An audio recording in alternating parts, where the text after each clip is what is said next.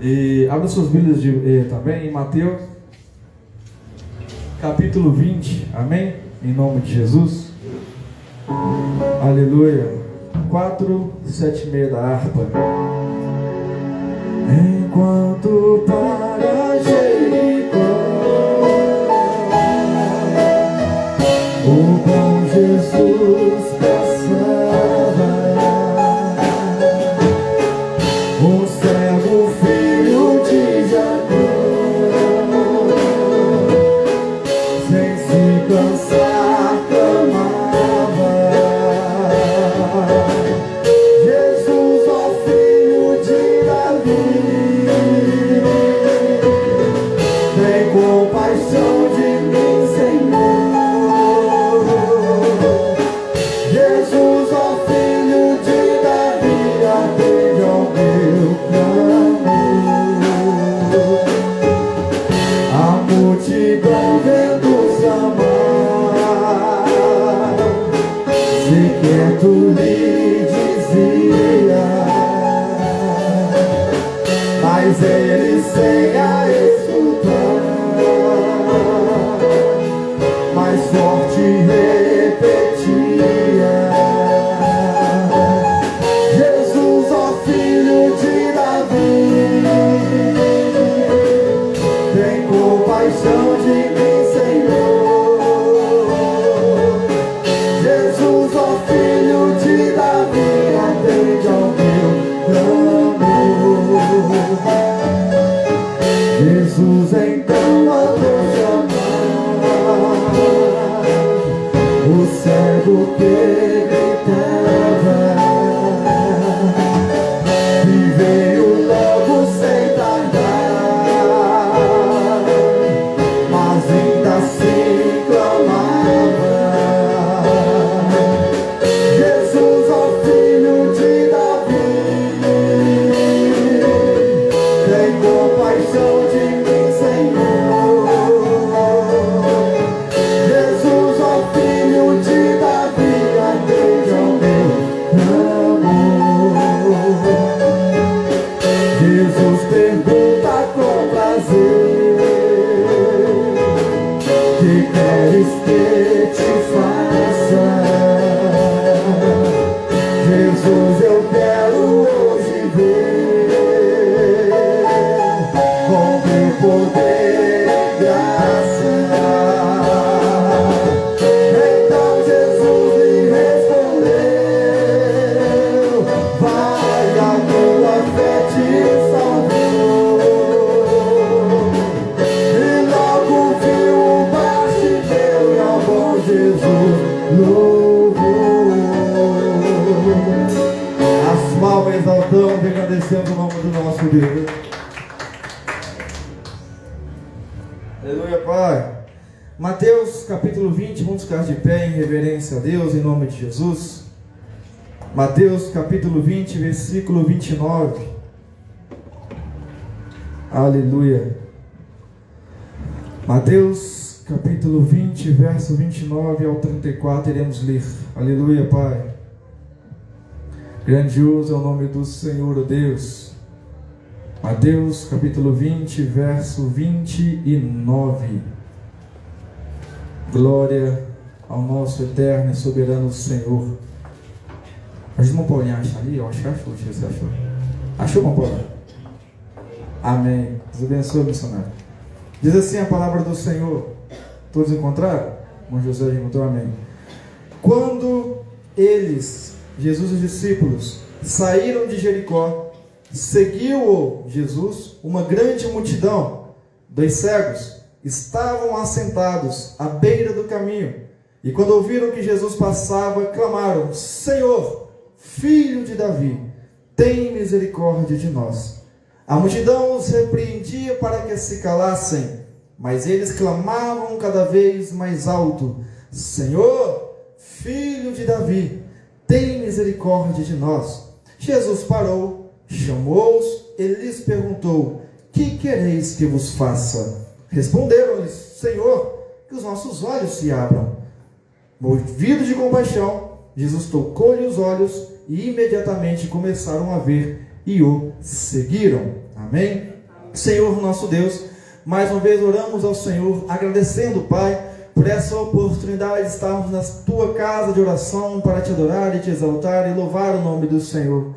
Pai Santo, fale conosco na Tua santa e gloriosa palavra. Espírito Santo, vem me usar conforme o Teu querer e vontade soberano, porque, Senhor Deus, eu não tenho nada a oferecer para a igreja do Senhor, mas o Senhor tem a palavra de vida eterna, o Senhor é o caminho, o Senhor é a sabedoria, Pai, para nos fornecer o conhecimento, para conhecermos mais o Senhor, a chegarmos mais ao Senhor. Pai Celestial, fale conosco na Tua santa e gloriosa palavra, em cada coração nessa noite, em nome de Jesus nós Te agradecemos. Amém. Pode se assentar. Jesus ele havia entrado em Jericó, como vocês viram aqui no início do versículo, e agora ele está saindo de Jericó e encontra dois cegos. Em Marcos, cita o cego de Bartimeu, filho de Bartimeu. Aí as pessoas podem confundir, Marcos fala de um cego, Mateus fala de dois, Lucas fala de dois, todos falam dos mesmos cegos. A questão é que Marcos registra um em específico, que era mais conhecido quando ele pesquisou sobre os registros de Jesus. Ali havia dois cegos na beira do caminho, e nesses dois cegos, uma multidão seguia Jesus. Jericó era uma cidade situada no Vale do Jordão, a cerca de 25 quilômetros a nordeste de Jerusalém, e está próximo ao Rio Jordão e ao Mar Morto, em uma área de clima quente e terreno fértil, devido a fontes naturais de água, para vocês saberem o que é Jericó.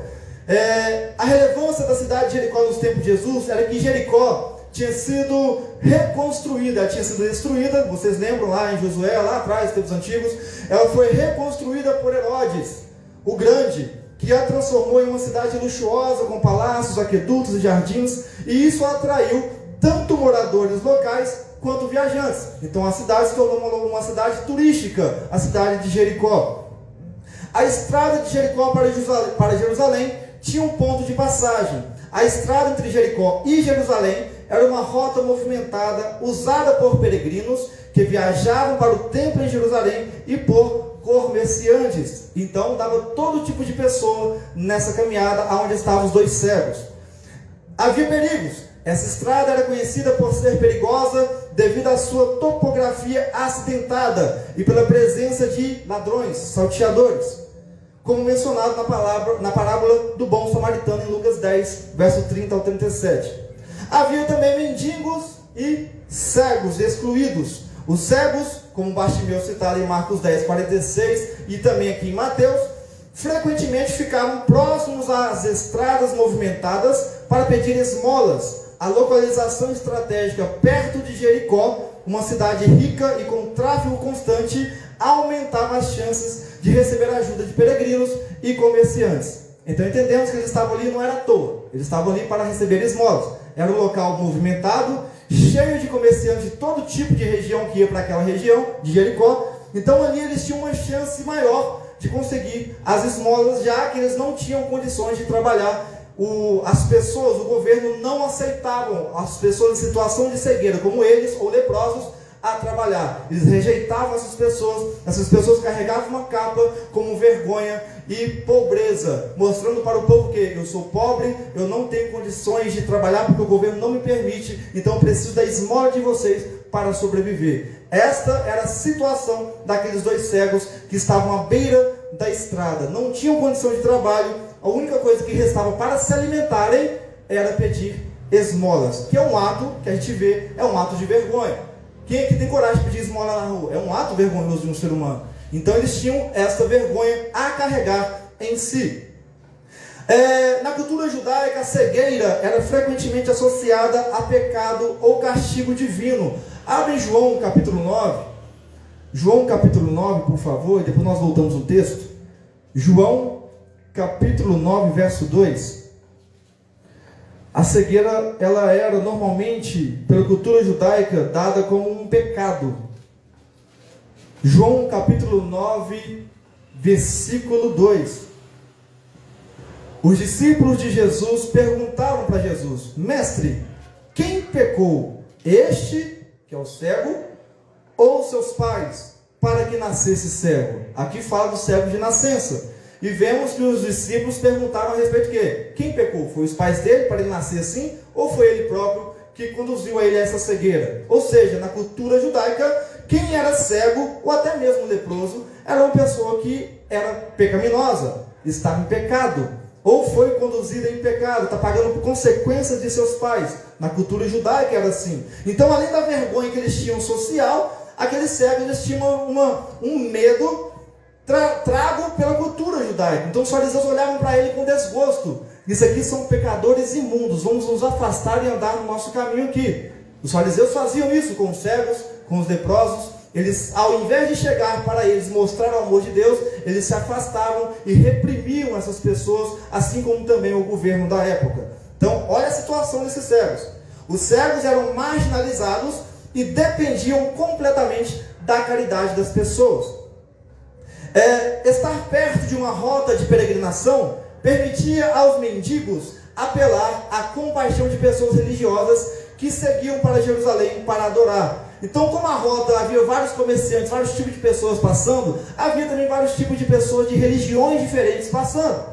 Budismo e demais religiões, islamismo. Então ali, vários tipos de pessoas religiosas, por caridade, davam esmola para esses cegos e demais pessoas que pediam ali naquele local. Era um local bom para pedir esmolas. Por esse motivo, gravem isso, por esse motivo eles estavam naquele local. Era um local bom, onde eles conseguiam recursos para sobreviver. Durante o período de Jesus, havia uma grande expectativa pela vinda do Messias, o tão aguardado Cristo. Os cegos, ao chamarem Jesus de filho de Davi, demonstram conhecer essas expectativas e associá-las a Jesus. Jesus, em sua jornada, a presença de Jesus em Jericó não foi por acaso. Ele estava a caminho de Jerusalém para a última Páscoa antes de sua crucificação. Ao curar os dois cegos, ele demonstrou a sua compaixão e demonstrou que ele era o Cristo que havia de vir. O povo estava aguardando. Quando ele curou os dois cegos, mostrou para o povo que eu cheguei, eu sou o Messias aguardado por vocês, e a minha crucificação está perto, então se arrependam enquanto ainda há tempo. A estrada movimentada também explica a grande multidão que acompanhava Jesus, aumentando o impacto do milagre. Aquela cidade, por ser tão movimentada, a gente vê que uma grande multidão seguia Jesus. Não era por acaso que tinha uma multidão naquele local. Às vezes Jesus passava em certos locais que era um lugar com pouca gente. Mesmo sabendo que Jesus estava ali, não tinha tanta multidão para segui-lo. E aqui neste versículo, nessa passagem, vemos claramente que Mateus ele escreveu: estava seguindo Jesus uma grande multidão, por conta dos comerciantes, dos religiosos de outras regiões, por conta do turismo que aquele local tinha. Amém? Vamos voltar lá para o texto novamente. Mateus capítulo 20, versículo 29. Olha só, Jesus saiu de Jericó, ele foi até Jericó, saiu de Jericó e foi seguindo com ele uma grande multidão. Os dois cegos, eles estavam à beira do caminho sentado e ouviram que Jesus passava. Numa passagem, se não me engano, de Lucas ou de Marcos, fala assim: os cegos perguntam para a multidão: o que está acontecendo? Eu não estou podendo enxergar, o que está acontecendo? Quem está passando aí que vocês estão aclamando aí? Aí as pessoas falam: é Jesus Cristo, o Messias, é o filho de Davi. Aí os dois cegos, eles lembram de que na sua cegueira, na sua caminhada ali durante a sua vida, eles ouviram falar de um tal filho de Davi, que era prometido desde a antiguidade nas profecias, de que viria para libertar a humanidade, para libertar os cativos, para salvar almas, para levar-nos ao céu. Viria um Salvador, e esse Salvador viria e ele seria chamado de o Cristo, que quer dizer Messias. Então esses cegos logo pensaram: peraí, este é aquele que falou que as profecias falavam que viria nos libertar? Então peraí, então, nós vamos gritar, cutucou o cego do lado, o filho do Bartimeu cutucou o outro, vamos gritar, meu querido, vamos chamar Jesus. Jesus está passando, é a nossa oportunidade de ser liberto da nossa cegueira. Olha só, abre Romanos capítulo 10, verso 17, depois voltamos de novo. Romanos 10, verso 17. Eles ouviram falar de Jesus. Romanos 10, 17. De sorte que a fé vem pelo ouvir, e ouvir a palavra de Deus. Abra João capítulo 20, verso 29. João 20, verso 29. Então Jesus lhe disse: porque me viste e creste. Falando para Tomé: bem-aventurados os que não viram e creram. Olha só que interessante. Então eles acreditaram, a fé que talvez eles não tinham antes, agora eles têm. Porque sabendo que o tal Jesus Cristo, o Salvador, estava passando naquela região, a fé despertou neles o quê? Hoje nós vamos ser curados. Se este homem quiser nos curar, já que ele expulsou demônios, ele ressuscitou pessoas por aí afora, curou outros cegos, curou paralíticos, ele pode nos curar se ele quiser. Então nós vamos gritar bem alto para eles ouvir. Não estamos vendo a multidão aqui não, mas estamos ouvindo, está cheio de gente aqui ao redor dele. Então vamos ter que gritar bem alto. A fé vem pelo ouvir a palavra de Deus. Então quando eles ouviram que a palavra, que é Jesus, o verbo, estava presente, a fé despertou neles. Nós também, no nosso meio, só de termos Jesus em nossa vida, nós temos que ter essa fé no nosso Salvador. Se nós temos Cristo, a nossa fé tem que estar bem alicerçada nele. Aí Jesus fala para Tomé lá na frente: olha, tem muitos que estão me vendo, mas não creem em mim. Você mesmo precisou tocar nas minhas chagas para crer em mim, Tomé. Mas agora bem-aventurados são aqueles que não me viram, mas creram pela fé. Ou seja, somos nós. A gente não enxergou Jesus, não esteve com Jesus como eles estiveram. E nós cremos que Jesus é Deus, que Ele é Filho de Deus, Ele é o Salvador, Ele é o Cristo prometido. E olha só, aqueles cegos então, eles despertaram a sua fé. As pessoas, aqueles fariseus, presenciavam Jesus, conheciam as Escrituras do tal Cristo que viria, mas não criam que Jesus era Cristo. Olha só, tinham olhos e enxergavam Cristo, mas não criam que era Cristo.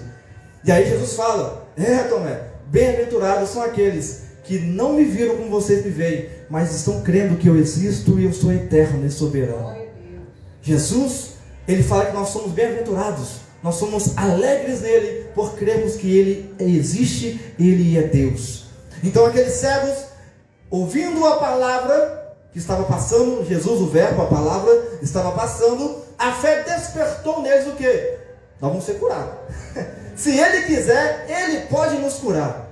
Se Ele curou paralíticos, Ele fez milagres e prodígios, Ele pode nos curar se Ele quiser, meu irmão, meu amigo do lado. Vamos gritar? Estou nem para essa multidão não, mas vamos gritar. Volta lá, Mateus capítulo 20. Vamos gritar, vamos gritar, vamos gritar. Aí os dois cegos, imagino eu, eles enchem o pulmão ali, a multidão passando, alvoroçando Jesus, espremendo Jesus ali, os discípulos protegendo Jesus da multidão. E aí os cegos sentados à beira do caminho, eles berram, né? Jesus, filho de Davi, eles berram mesmo. Jesus, filho de Davi, tenha misericórdia de nós, Senhor. É um grito de desespero de uma alma sedenta pela salvação. É uma alma sedenta por Cristo. É um grito de uma alma. Olha só, eles estavam à beira do caminho. Abre João capítulo 14, verso 6. João capítulo 14, verso 6. João 14, verso 6. Respondeu-lhes Jesus: eu sou o caminho, a verdade e a vida. E ninguém vem ao Pai a não ser por mim. Abre Jeremias agora. Jeremias capítulo 29, verso 13 e 14. Jeremias 29, verso 13 e 14. Vós me buscareis e me achareis, quando me buscardes de todo o vosso coração. Serei achado de vós, diz o Senhor, e farei voltar os vossos cativos. Eu vos congregarei de todas as nações, de todos os lugares, para onde vos lancei, diz o Senhor, e tornarei a trazer-vos ao lugar de onde vos transportei. Então Deus fala: vós me buscareis e me achareis, se me buscarem de todo o vosso coração. Aqueles cegos, eles estavam ali na beira do caminho, um local talvez que Jesus nunca iria passar, mas passou justamente naquele dia, aonde aqueles cegos aproveitaram uma oportunidade. Tá, pastor, o que você quer dizer com isso para nós então? O que quer dizer esse caminho, à beira do caminho? Deus, o nosso Senhor, Ele não quer saber de local específico para poder pegar a sua vida e te dar a salvação, a cura que você precisa. Ele opera onde Ele quer e quando Ele quiser. Não tem um lugar específico. As pessoas falam assim, vai só lá no templo que só lá você vai ser curado. Não, irmão. Se você tiver fé, na sua casa você é curado. Se você tiver fé no seu trabalho, você é curado. Não existe ponto específico para Deus realizar milagres. À beira do caminho, os cegos estavam ali, Jesus passou, era um caminho assim, normal, comum. Não era um caminho de adoração. Caminho de adoração era o quê? Era o templo de Jerusalém, era a sinagoga. Mas ali era um caminho que todos os tipos de pessoas passavam. Religiosos, pagãos, todos os tipos passavam por ali. Não existe ponto específico, terra específica, local específico onde Deus realiza milagres. Ele realiza em todo lugar porque Ele é Deus. Ele é maravilhoso. E aqueles cegos nos mostraram isso. Se buscardes ao Senhor de todo o vosso coração, vão me encontrar. Então eles clamaram em alta voz, com o coração entregue na sua alma, na sua voz, ao Senhor que eles não estavam enxergando. Então, para chamar a atenção de Jesus, eles clamaram em alta voz. Abra em Salmo capítulo 18. Salmo 18, verso 6. Salmo 18, verso 6. Na minha angústia, diz o salmista, invoquei o Senhor. Os cegos estavam angustiados, correto? Por conta da sua situação. Clamei ao meu Deus, do seu templo, lá no alto, nos céus. Ele ouviu a minha voz. Aos seus ouvidos chegou o meu clamor perante a sua face. Abra Salmo capítulo 10, verso 17. Salmo 10, 17. Ó Senhor, tu ouves os desejos dos aflitos. Os cegos estavam aflitos. Confortas os seus corações e ouves o seu clamor. Deus não ouve apenas o clamor dos justos.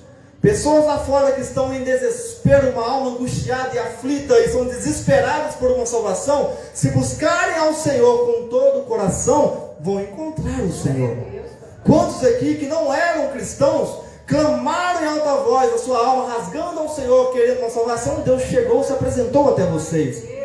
Pode ser que se apresenta Ele pessoalmente ou através de pessoas, a igreja, para chegar até vocês.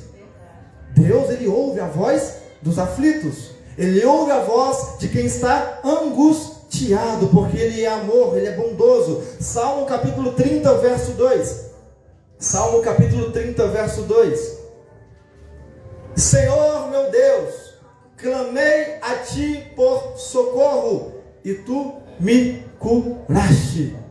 Não existe enfermidade que Deus não possa curar.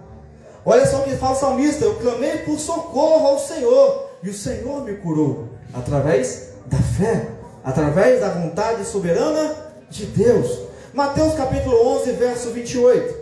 Mateus capítulo 11, verso 28. Olha o que Jesus fala, nosso Senhor: vinde a mim todos que estáis cansados e sobrecarregados, e eu vos aliviarei. Jesus fala o quê? Vocês vão encontrar cura, vocês vão encontrar descanso, vocês vão encontrar alívio. Não é em coisas terrenas, mas é em mim, o seu Deus, o seu Senhor, o seu Salvador. Não é em outro lugar que você vai encontrar isso. Vinde a mim, você que está cansado, você que está sobrecarregado, você que está aflito, você que está desesperado, em angústia, em depressão, venha até mim que eu vou aliviar o fardo, diz o nosso Senhor. Então, para aqueles cegos, Jesus naquele momento, naquele clamor deles ao Senhor, eles eram fariseus? Eles conheciam as Escrituras? Não conheciam. Eles eram cristãos? Não eram cristãos. Mas eles clamaram com o coração entregue, reconhecendo que aquele que estava passando sem eles verem, era Jesus, o Filho de Deus. Então, quando a pessoa clama ao Senhor, crendo que Ele é Deus, Salvador, eterno, vai receber o que está pedindo ao Senhor. Mas tem que crer. Aí a gente só recebe se crer. Se não crer, não tiver fé, vai clamar, vai gritar, vai berrar, e Deus não vai ouvir. Porque a fé nossa é que vai atrair a vontade soberana de Deus em nossas vidas. Aqueles cegos não conheciam Jesus como os discípulos, não conheciam Jesus como os fariseus, mas apenas por ouvir os milagres de Jesus, por ouvir o que Ele era, eles tinham fé que iriam ser curados, porque aquele que estava passando era o próprio Deus. Aleluia! Marcos capítulo 10, verso 49. Vamos abrir lá. Lá fala do cego Bartimeu, que estava junto com esse outro cego. Marcos 10, 49. Jesus parou e disse: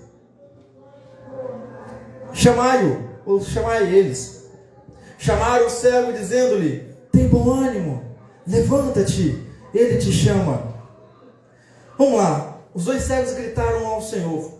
Jesus, filho de Davi, na primeira vez, Jesus escutou? Eu tenho certeza que escutou. Mas Jesus queria ver a perseverança daqueles cegos em uma situação talvez ali desesperadora. Por que desesperadora, pastor? Porque tinha uma multidão, eles não enxergavam. A multidão falou para eles se calassem. Opa, cala a boca, porque Jesus está passando, nós queremos ouvir ele, não vocês. Cala a boca. Aqueles homens, aquelas pessoas, poderiam estar com pedras nas mãos? Poderia. Poderia estar com bastão na mão, alguma coisa para bater neles? Poderia. Porque estava irritando eles o grito daqueles cegos. Mas aqueles cegos não se importaram se haveriam de correr perigo ao clamar o nome de Jesus. Eles não se importaram. Ou seja, a fé daqueles cegos sobrepôs o medo deles. Nós vamos gritar. Se nós tivermos que apanhar aqui, nós vamos apanhar. Mas nós vamos gritar o nome do nosso Salvador, para que ele venha ouvir o nosso clamor e venha atender a nossa petição. Segundo o querer dele. Então, olha só, os cegos nos ensinaram o quê? A multidão nos oprime no nosso dia a dia para impedir a nós de clamar a Deus? Oprime. Mas não devemos deixar de adorar e exaltar o nome do Senhor. Porque Ele vai ouvir o nosso clamor, porque nós estamos com todo o coração e força, adorando e exaltando a Ele, não importando da força opressora externa contra nós. A igreja nos últimos tempos vai tentar ser se calada pelo governo, pelas pessoas que vão contra o Evangelho. Pode ter certeza disso. A cada dia que passa, a cada ano que passa, vemos o governo tentar colocar coisas contra a igreja, batendo na igreja. Mas nós vamos prevalecer firmes e continuar adorando a Deus, porque nada pode calar a voz de um adorador verdadeiro do Senhor. Nós não temos medo do mundo, nós não temos medo do diabo, nós não temos medo das pessoas, nós tememos o nosso Senhor. A nossa voz iremos entoar o louvor a Ele, não importando do tamanho da opressão que passemos. Os apóstolos, os mártires, eles sofreram perseguições, foram oprimidos pela multidão, mas não deixavam de adorar a Deus. Estevão estava lá prestes a morrer, fez uma pregação linda do Antigo Testamento. Aí chega aquelas pessoas, começam a tacar pedra em Estevão. E Estevão apenas continua adorando a Deus e olha lá Jesus à direita do Pai esperando ele. Maravilha. A adoração de Estevão foi constante até no momento de dor. Imagina várias pedras de todo tamanho vindo contra você, batendo no seu rosto, batendo no seu peito, no seu braço, quebrando o seu osso, quebrando o seu nariz. E aí? Estevão continuou adorando a Deus. Isso é fé. Isso é não deixar que a multidão venha te oprimir e impedir o seu clamor ao Senhor. Estevão teve fé. E é através da fé que rompemos barreiras que nos impedem de chegar até Cristo. Aqueles cegos tiveram uma fé tamanha que o medo não sobrepôs eles. Nós vamos gritar, nós vamos clamar, e se não ouvir de primeira, vamos gritar mais alto ainda. Vamos até estourar a veia, não, Paulinho? Vamos até estourar a veia aqui do pescoço para Jesus nos escutar. Mas Ele vai nos escutar. Aleluia. Isso é fé e alma sedenta. Terra seca, querendo Jesus, querendo a presença de Deus. E olha só a função da igreja. Abra lá em Mateus capítulo 5, versículo 13. Mateus 5, verso 13. O papel da igreja é importante neste momento, igreja. Mateus 5, verso 13. Vós sois o sal da terra, nós, igreja. Mas se o sal perder o sabor, com que se há de salgar? Ou seja, se vocês não tiverem a minha palavra, como vão trazer almas para mim? Se vocês não têm minha palavra enraizada em vocês, como vocês vão temperar o mundo com a minha palavra? Como? Para nada mais serve, senão para ser lançado fora e pisado pelos homens. Verso 14. Vós sois a luz do mundo. Luz naquelas trevas. Nós iluminamos o mundo através de Cristo, através do Espírito Santo. Não se pode esconder uma cidade construída sobre o monte. Nós somos a cidade do Senhor nessa terra, que ilumina as pessoas lá fora através da luz do nosso Senhor Jesus. Então, olha só a função da igreja. Olha, vamos lá para Marcos, onde tem a parte do Bartimeu, que lá fala algo interessante. Marcos capítulo 10, verso 50. Olha só. Jesus manda chamar. Eles clamaram segunda vez, gritaram, berraram com todas as forças. Aí Jesus para de andar e fala para os discípulos. Imagino eu, não fala para quem que ele falou, mas imagino que seja para os discípulos. Chame eles, traga eles até mim. Aí olha só que interessante. Eles vão até os cegos e falam assim: tem bom ânimo. Se eles enxergarem, encostou no cego, tem bom ânimo. Versículo 49. Levanta-te. Ele te chama. Isso aqui é a função da igreja. Almas lá fora são desesperadas. Drogados, bêbados, pessoas que foram largadas, pessoas que foram abandonadas, pessoas que não acham que não tem mais solução na vida, pessoas que estão morando nas ruas, estão precisando que a igreja chegue até eles para levar Cristo até eles, ou eles até Cristo. Olha a função desses aqui. Eles foram até lá, eles foram levar a palavra de Deus. Olha só, eles foram até os cegos. Meu irmão, tem bom ânimo, tá? Jesus te ouviu. Jesus te escutou. Levanta aí, vai. Levanta aí. Vou te levar até o seu Salvador. Função da igreja. Nós, como igreja do Senhor, não devemos rejeitar ninguém do mundo lá fora. Nós devemos chegar até essas pessoas, levando a palavra, a luz, o sal, o tempero, para que sejam libertos e salvos em nome de Jesus, como você e eu fomos libertos. Nós somos igreja. Neste ano de 2025, seja uma igreja verdadeira do Senhor e leve a palavra, seja luz, seja sal nessa terra imunda pelo pecado. Seja luz, leve ali a palavra do Senhor e fala: olha, Jesus cura, liberta, salva e batiza. Jesus quer te salvar. Você está assim, assado, mas peraí, Jesus ele quer te livrar disso aí, ele te livra disso. Você não nasceu para viver miseravelmente assim, Jesus quer te salvar. Você vai ter aflições sim, mas Jesus vai estar com você e você vai sair da situação que você está, meu querido, minha querida. Nós temos que ser a palavra profética de Deus para o mundo lá fora. Aqueles homens chegaram até Jesus, até os cegos, e falaram: tenham bom ânimo. Deram palavras de ânimo, palavras de alegria, palavras de força para a pessoa que já estava em desespero.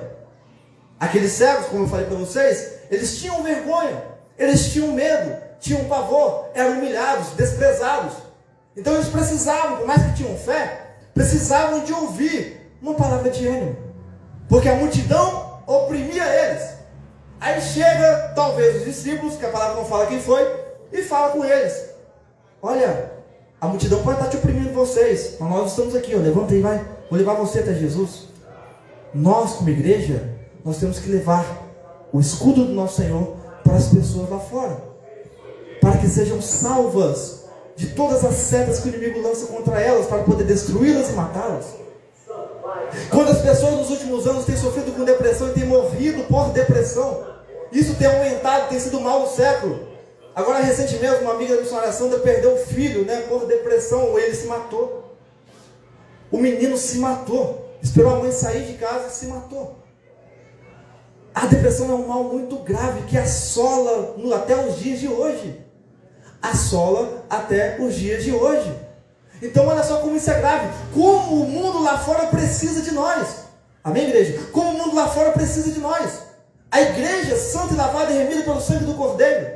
A igreja não foi feita para criticar pessoas lá fora, não. Você está vivendo em pecado, vai para o inferno. Não, irmão, chega até a pessoa, Jesus te salva, não quer que você vá para o inferno, não. A palavra fala que se você seguir nesse caminho, você vai, mas você não deve ir não, meu irmão. Vem comigo aqui para a igreja, vamos louvar o Senhor. Ele quer te salvar, Ele quer te libertar. Ele não quer que você pereça no inferno. Essa é a mensagem. Não é condenar pessoas, não. Quantas igrejas vemos condenar pessoas? Entra drogado, entra bêbado na igreja e começa a pessoa a se afastar, tem acepção de pessoas. Jesus não fez acepção de ninguém. Se chega até a pessoa, leve o amor, leve o carinho de Deus para essa pessoa. Mas ele está criticando eu aqui, porque está bêbado. Não interessa, se controla e ame essa pessoa, porque o diabo vai usar a quem está disponível. E nós, como luz, temos que expulsar o demônio daquela pessoa em oração. E amar aquela alma, zelar daquela alma. Nos últimos dias está avassalador isso aí, de a igreja chutar as pessoas do mundo ao invés de trazer para dentro, ao invés de trazer para Cristo. Você e eu já fomos assim como eles eram, alguns aqui até piores. Mas Deus libertou e salvou, e você tem que mostrar isso para eles. Assim como você, meu querido, está nas drogas, eu já fui assim também. Deus me libertou, Deus me salvou. É isso que eles fizeram. Jesus mandou chamá-los. Nós fazemos o ID, pregar o evangelho a toda criatura. Nós vamos até as pessoas e levamos a palavra santa do Senhor. Aí quando a pessoa torna cristão, aí começa a conhecer os desígnios e os preceitos do Senhor para andar corretamente. Mas enquanto não é cristão, leva a palavra de amor, de salvação. Você vai ser liberto em nome de Jesus. Jesus quer você para Ele. Amém? Abre 2 Coríntios capítulo 4, verso 7. 2 Coríntios 4, verso 7. 2 Coríntios capítulo 4, versículo 7. Temos, porém, este tesouro em vasos de barro. Quem é os vasos de barro? Nós. O tesouro é a palavra de Deus, o evangelho de Cristo, para que a excelência do poder seja de Deus e não de nós. Então, quando aqueles homens chegaram até aqueles cegos, falando: opa, tenha bom ânimo, levanta-te, nós vamos te levar até ele, estavam sendo vasos de barro com o tesouro que é Jesus, levando Jesus até eles e trazendo eles até Jesus. Nós, como vasos de barro do Senhor, nosso Deus, criados e moldados por Ele, nós temos que estar cheios da palavra dele em nossa vida, para transmitir este evangelho que salva, que cura, que batiza, que leva para o céu. Marcos capítulo 10, versículo 50. Vamos lá em Marcos, falando dos cegos novamente. Marcos 10, 50. Lançando de si a capa, os dois lançaram, e aqui só fala do filho de Bartimeu, mas com certeza o outro cego também estava com a capa. Lançaram de si a capa, levantou-se de um salto após ouvir essa palavra de ânimo e de pessoas que estavam encorajando, e foi falar com Jesus. Abra em 2 Coríntios, deixa aberto, 2 Coríntios capítulo 5, verso 17. 2 Coríntios 5, verso 17. Olha só, eles lançaram de si a capa. Aí vocês podem perguntar para mim: tá, pastor, mas essa capa você falou que era negócio de vergonha, assim? Eu vou explicar agora para vocês o significado mais a fundo dessa capa. 2 Coríntios 5,17, deixa aberto, por favor. A capa era a identidade de pobreza de pessoas da época. Toda pessoa que era pobre usava uma capa. E também mendigos. A capa, ela funcionava como um sinal de identidade para os mendigos. Toda pessoa que era mendigo, pobre, não tinha situação de vida e era pedir esmola, usava uma capa. Era usada para estender no chão e coletar esmolas, ou seja, não era na mãozinha que dava. Eles estendiam a capa ali no chão, ficavam ali sentados, esperando alguém dar a esmola em cima da capa. A presença de uma capa identificava alguém como dependente da caridade, especialmente pessoas marginalizadas como cegos. Então vemos que eles eram dependentes total de outras pessoas para sobreviverem. Se ninguém desse esmola, eles não sobreviveriam. Então a capa era um elemento importante para eles. Porque se perdessem a sua capa, como iriam pedir esmola? Como alguém iria reconhecer eles que eram pessoas dependentes de esmola? Não iriam reconhecer. Então a capa era um símbolo de reconhecimento. Olha, está passando uma pessoa com capa ali, ó, uma pessoa que é necessitado, que precisa de algo para sobreviver, que não consegue sozinho. Então já eram reconhecidos de longe quando usavam essa capa. Esta capa, ela simbolizava também, ela simboliza o abandono do passado, a renúncia à vida antiga. Ele estava deixando para trás, os dois cegos, a sua identidade de mendigo, a única segurança material que eles tinham. Como eu falei para vocês, se eles perdessem a sua capa, eles não tinham como mais pedir esmola. Ninguém daria esmola para eles. A capa já era um sinal que aquelas pessoas dependiam de caridade para sobreviver. Então, quando eles saltaram deixando a capa, eles tiveram fé que não precisariam mais dela, que o Senhor Jesus seria o suprimento que eles necessitariam naquele momento. Deu para entender? Olha que interessante. A capa eles largaram. Assim que os homens chamaram eles, pegaram eles, vão até Jesus, que ele vai falar com você. eles já acreditaram que seriam curados e restaurados, sem Jesus dar ordem. Entendam a fé desses homens?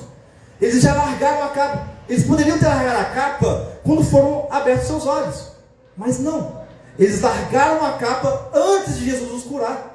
Isso é fé. Eles largaram a sua vergonha, a sua vida passada de esmola, sabendo que, peraí, nós vamos chegar até Jesus agora e Ele vai nos curar. Se Ele nos chamou, Ele vai nos curar. Tem gente que Jesus chamou e ainda duvida do seu propósito, duvida do seu chamado. Se você já nasceu, eu falei lá na igreja do industrial, se você já nasceu, você já é escolhido por Deus. Viva o propósito de Deus na sua vida. Você não nasceu à toa não, você nasceu com um propósito divino.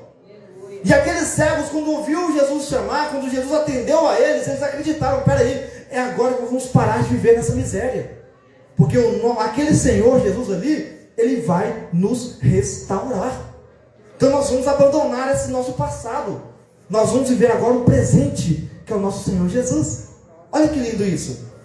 A capa, ela simboliza fé na transformação. Ao largar a capa, demonstraram fé de que suas vidas mudariam completamente após o encontro com Jesus. Acreditavam que não precisaria mais daquela capa para sobreviver. A capa é preparação para o novo. O ato de jogar a capa também pode ser visto como uma preparação para uma vida nova, um gesto de desprendimento e prontidão para seguir Jesus. 2 Coríntios 5,17 diz assim, olha, portanto, se alguém está em Cristo, nova criatura é. As coisas velhas se passaram e tudo se fez novo.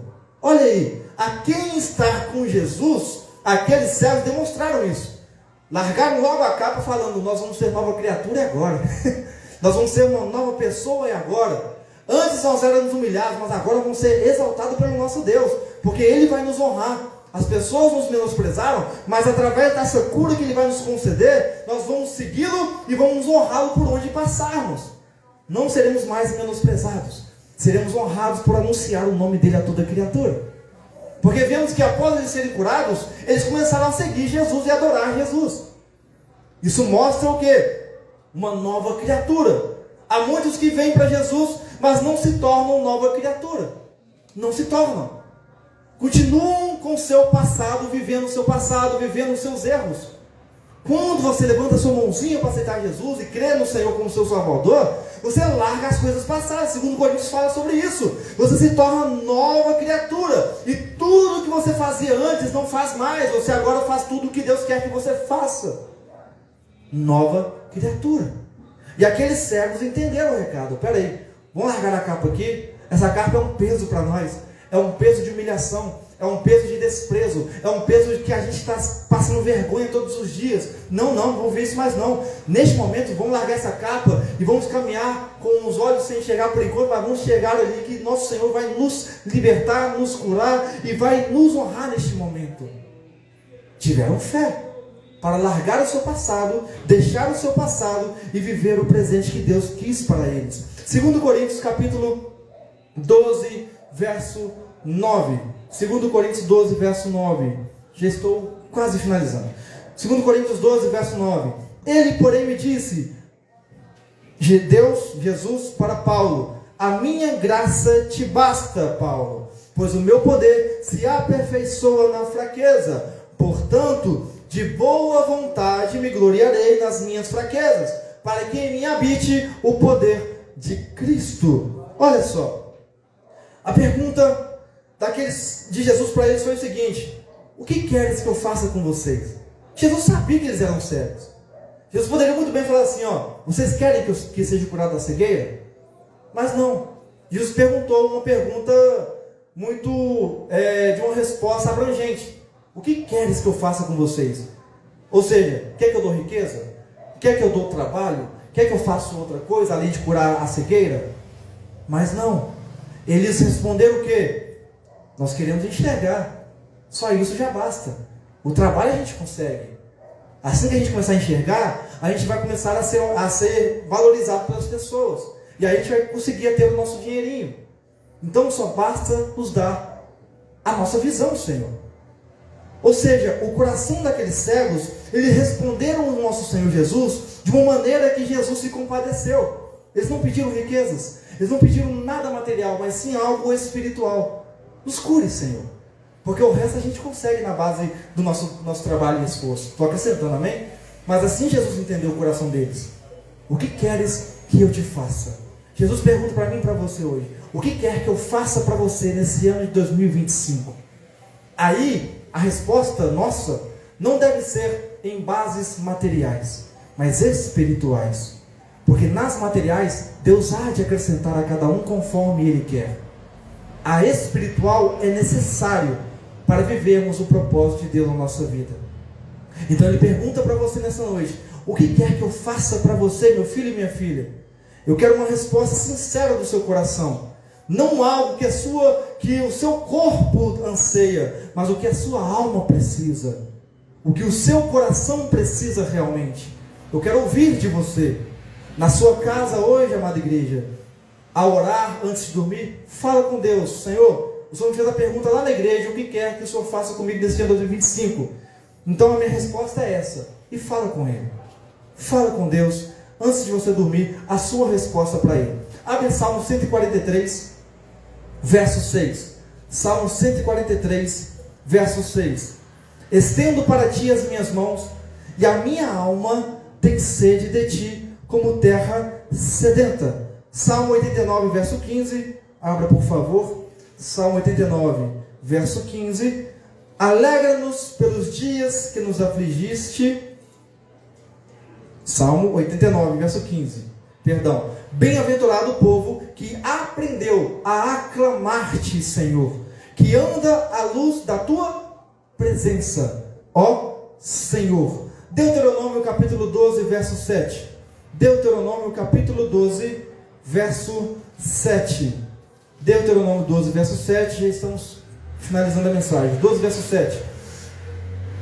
Olha, ali comereis na presença, não é fora da presença. Ali comereis na presença do Senhor, o vosso Deus. Deuteronômio 12, verso 7. E vos alegrareis, sozinhos? Não, com as vossas famílias, por todo o bem com que vos abençoar o Senhor, o vosso Deus. Ou seja, aqueles servos entenderam que o que eles pediram era algo para querer enxergar aquele Salvador que estava curando eles. Nós queremos ver. No fundo, Deus ele olha o nosso coração. Ele então imagina Jesus olhando para o coração deles, vendo assim: eles querem me ver, eles querem me enxergar. Aquele a quem vai curá-los, aquele a quem vai restaurá-los, aquele a quem vai libertá-los. Eles querem ver o Salvador deles. Então aquela entrega deles naquela resposta foi o que precisava para Jesus curá-los, para Jesus libertá-los da escuridão que eles viviam. Então olha só o que a palavra diz: a presença do Senhor, Deuteronômio, é o que nos basta. Na presença do Senhor comeremos e nos alegraremos, nós e as nossas famílias. Então, se nós estivermos sempre na presença do nosso Deus, buscando a presença dEle, buscando estar perto dEle, aquilo que você precisa, Ele vai suprir, porque Ele é Deus. E Ele não quer que vivamos uma vida miserável, desgastante. Ele quer que você se alegre nele. Deuteronômio: na presença do Senhor se alegrarão, comerão, vocês, suas famílias, na minha presença. Então os servos entenderam que é na presença do Senhor que eles precisam ter como foco para que a vida deles se transforme. Entendam isso para poder responder a Deus na oração da noite, em nome de Jesus, a pergunta que Deus fez para vocês essa noite. Entendam isso. Abre 1 Crônicas 16, 8 e vamos chegar à conclusão. 1 Crônicas 16, verso 8. E vamos chegar à conclusão. 1 Crônicas 16, verso 8. 1 Crônicas 16, verso 8. Louvado seja Deus. Louvai ao Senhor, invocai o seu nome, fazei conhecidos entre os povos os seus feitos. Agora Salmo 30, verso 11 e 12. Salmo 30, verso 11 e 12.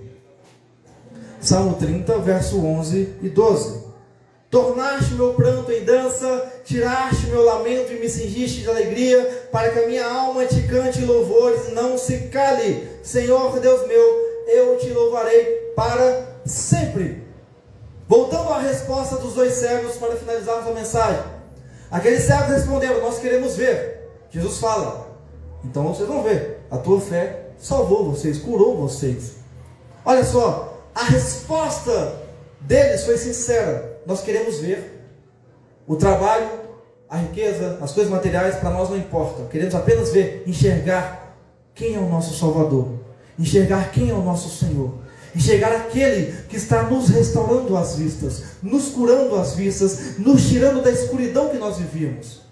Nós queremos enxergar o Senhor. Aí, após Jesus tocar neles, ter compaixão, falar a palavra, tocar neles, nos olhos deles, eles foram curados. Aí fala uma palavra que eles começaram a adorar e seguir ao Senhor. E lemos aqui agora no Salmo que o salmista, Deus tornou o pranto dele em dança. Naquele momento, os cegos, eles estavam em prantos, em choros e lamentos pela situação miserável que viviam. E Deus agora, neste momento, Jesus transformou em dança. Porque fala que eles estavam adorando ao Senhor, seguindo a Jesus com alegria.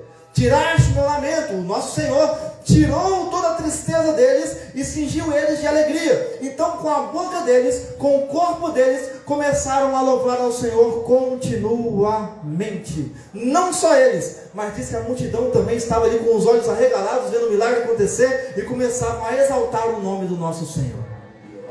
Então, olha só, aqueles cegos foram curados, a multidão viu um milagre extraordinário, porque curar um cego é algo extraordinário. A ciência não consegue às vezes, mas Deus, tudo para Ele é possível. Então aquela multidão viu algo extraordinário acontecendo aos olhos deles. Opa, que é isso? Cego sendo curado? Esse cego, todo dia a gente passava por eles, estavam aqui pedindo esmola e agora estão curados e restaurados. Jesus, Ele nos traz honra em seu sangue, em sua vida.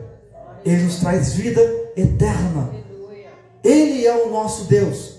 Então que neste ano 2025 nós venhamos ter uma alma sedenta pelo Deus vivo, nosso Senhor Jesus Cristo, continuamente, não só vindo na congregação, mas em qualquer lugar que você esteja, que a sua alma esteja sedenta pelo seu Deus, para que a sua alma se alegre, se cinja de alegria em momentos de tristeza, que em momentos de aflições e de enfermidades você venha sentir a cura do eterno na sua vida, porque você está regozijando e com a sua alma sedenta da presença de Deus.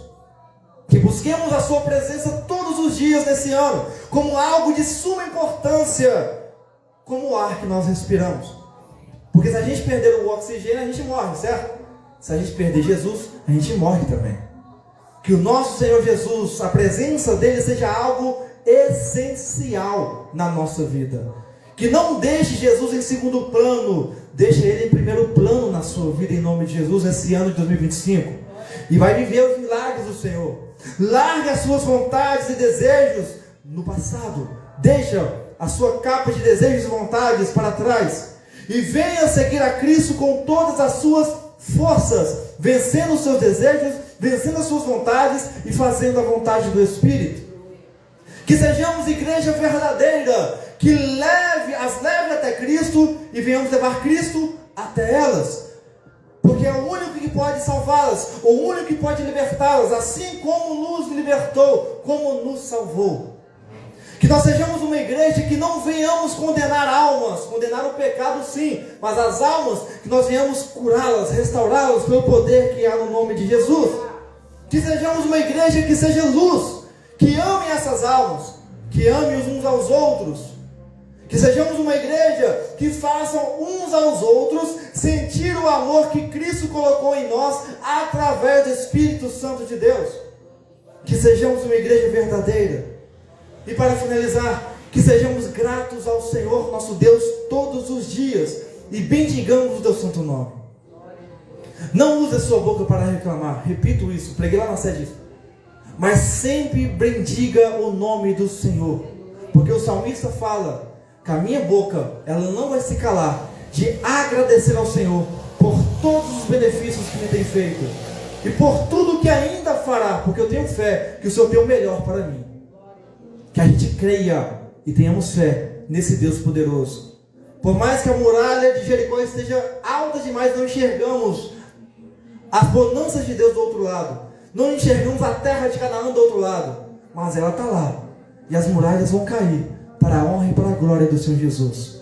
Aquilo que você deseja no seu coração, se for da vontade do Senhor, busque a presença e você vai ser realizado para a honra e glória do Senhor. Que esse ano de 2025 venhamos ser essa igreja genuína e da nossa boca somente entoemos louvores ao nome do nosso Deus. Amém? As palmas ao